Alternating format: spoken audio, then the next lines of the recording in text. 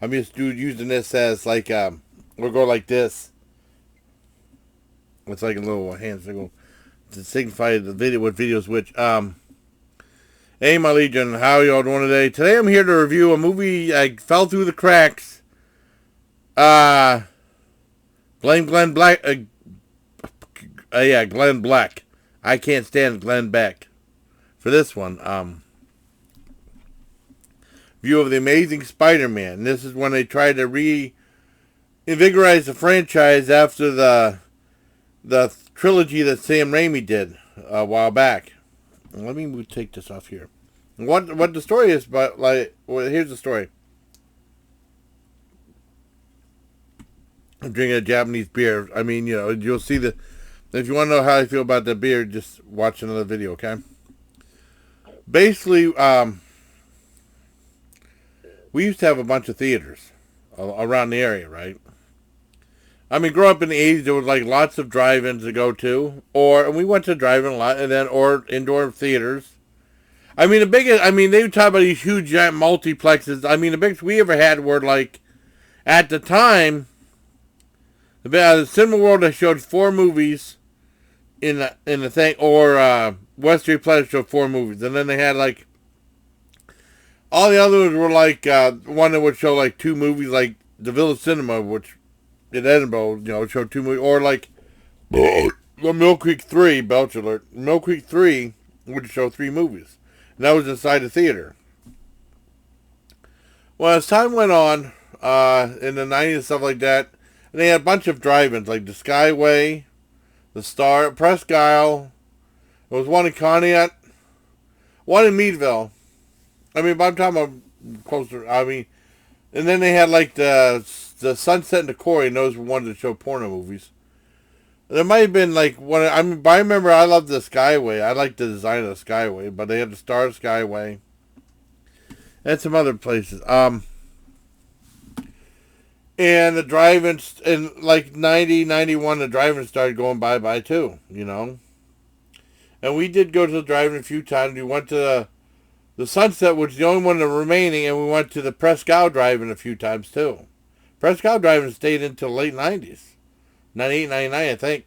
Well, anyways, like in 95, the Tinseltown came out, and that was a huge multiplayer. You might play like 17, 18 movies or something like that.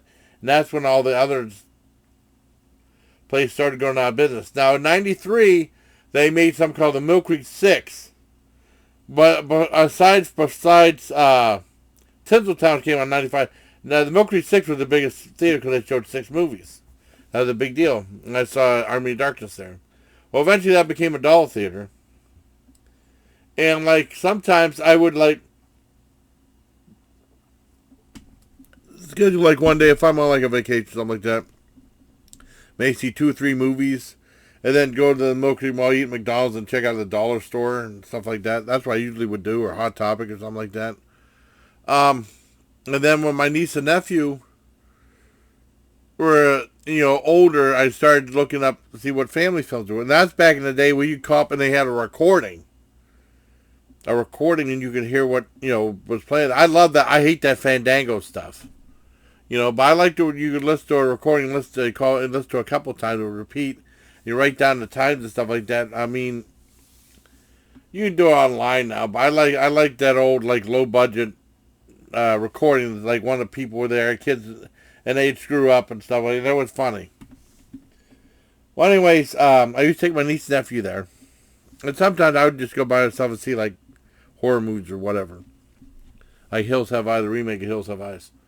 Or Silent Hill. Or Stay Alive. The one, that one about Kill the Video Game, no one remembers. And then, I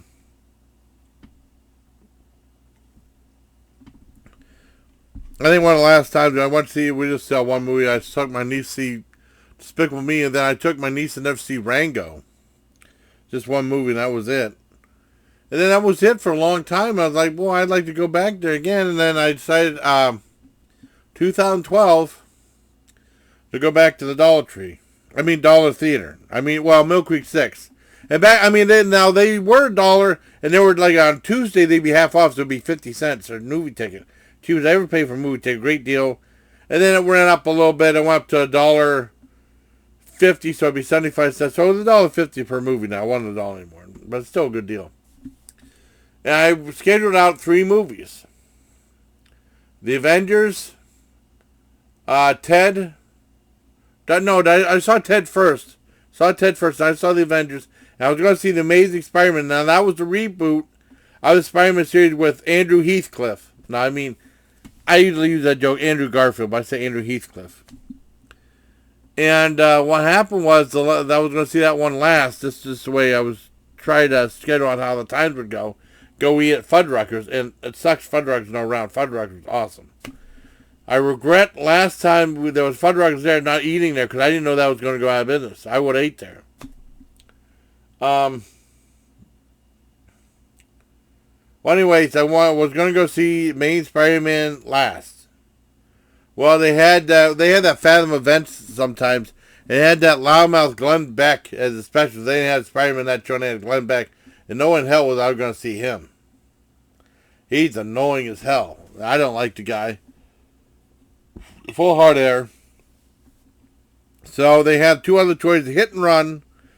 And when I saw it, I said the guy's name started with Charles Bronson, not the actor, but the guy's name was Charles Bronson. I didn't want to see that. It didn't sound very good. And I ended up seeing it like a year or so later on Netflix, and it sucked. So I ended up seeing the... let me balance this out more. I ended up seeing the remake of Total Recall, and that really sucked. The Total Recall was awesome. The remake, even with the amount of special effects, it just sucked. I couldn't get into it. And I never saw Amazing Spider-Man. And then Amazing Spider-Man 2 came out. I didn't see that either until like 2015 on Stars. I mean, like a month or so before my dad passed away. Never seen like Winter Soldier, and I saw that one. My dad said these movies are cheesy, and my dad didn't want to see them. I think he watched a little bit of it. I mean, I thought it was all right. And then on Netflix, finally had Amazing Spider-Man. It's called Amazing Spider-Man, so I finally watched it. Now, the one thing about it, I don't know what the appeal of Andrew Garfield is. He's okay. But I think he was, of the 3 Spider-Men, I think he was the least interesting. I remember when I first started my channel, that's why there's a long story behind this. I first started my channel talking to some people, and they said they hated Tobey Maguire as Spider-Man. I thought Tobey Maguire was great as Spider-Man. And they said Andrew Garfield's is way better, which I don't agree with. I say Andrew Heathcliff because Garfield Heathcliff. But Tom Holland's doing a good job. As far as Spider-Man goes, I think Tobey Maguire and Tom Holland are pretty much tied. But, I mean, it goes with Tom Holland because Tom Holland didn't do this in Spider-Man 3. Even I know Sam Raimi was just trying to infuse this goofy humor. It just didn't work that time. It really didn't. But I still liked Spider-Man 3. People should not. I still like the movie. So, I mean, I finally got to see Amazing Spider-Man after all this time. Wow. Like 10 years, you know. And it was all right. I mean, because I asked John about it. John said he said it was okay. And I mean, the actor in this one, he fights against the chameleon or the lizard. I don't know if he was called lizard or chameleon. I can't remember. I read a story. I bet they used to have these Marvel stories, Marvel books, short novels, like around 200 pages at Dollar Tree. I remember reading the one about, it was either, the lizard or chameleon, I can't remember. But it's a giant lizard monster, right? Anyways, Tobey Maguire's in there, and his uncle and aunt, I mean, I think that's the best part of it. Like, the best actors playing them this time. You know, Cliff Robinson, don't get me wrong, he's awesome too. But I mean, like, Martin Sheen playing, and then Sally Field playing Aunt May. I think some of the best parts of the movie were like Aunt May and the dynamic between Aunt May and Peter Parker. They did not have J. Jonah Jameson, and they had like they had Dennis Leary as the chief of police, Gwen Stacy's dad. When I mean I like Dennis Leary. I mean when at first At first time, I remember seeing those commercials and stuff like that. That Steve commercial, he was just the smartest. I didn't care for him. I just didn't like the guy. And I didn't care to see the ref or anything like that. Or 2FBC. And I saw Operator Jumbo Drop. I liked it. I didn't really become a fan of Dennis Leary till Judgment Night. He played Bad Guy, and that was great. He was perfect in that. And then he went on to do shows on TV like The Job as a policeman, and that was fantastic. And then he left that to do Rescue Me on almost on Reno 911. Rescue Me on Comedy Central. No, I mean on FX. And that was brilliant. That was really good. Anyways, like I said, the dynamic and the acting between Peter Party and Aunt May was probably one of the best parts of the movie.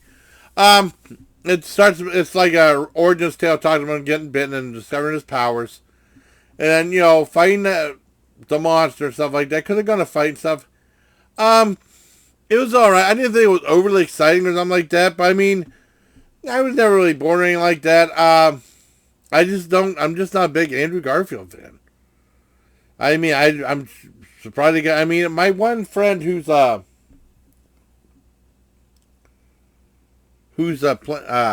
one friend said he plays it too cool as Spider-Man. I guess, I don't know. But I mean, he had some good lines. I mean, it wasn't terrible, but it was okay. I mean, it wasn't like the best Spider-Man, but I think he's the least of the Spider-Man, the actors who play Spider-Man. I give it but you had Sally Field and Martin Sheen and J. Jonah Jameson was absent, but he had Dennis Leary. He was great in it too. It was alright. I'd give it a 7 out of 10. I mean, a long story, but I mean, that's the thing. If I went for Glenn Beck, I would have seen that movie a long time ago and probably forgotten about it. But now, because of stupid Glenn Beck, I'll always remember it for that reason. But I'm finally glad I got to see this after all this time. Hope you like this review, buddy. Till next time, please. Care my Legion. Isn't that big beer can right there? Okay, I mean, but like I said, the Japanese beer, you can check out my review of the Japanese beer to find out what I think about it. Okay. Take care, everybody.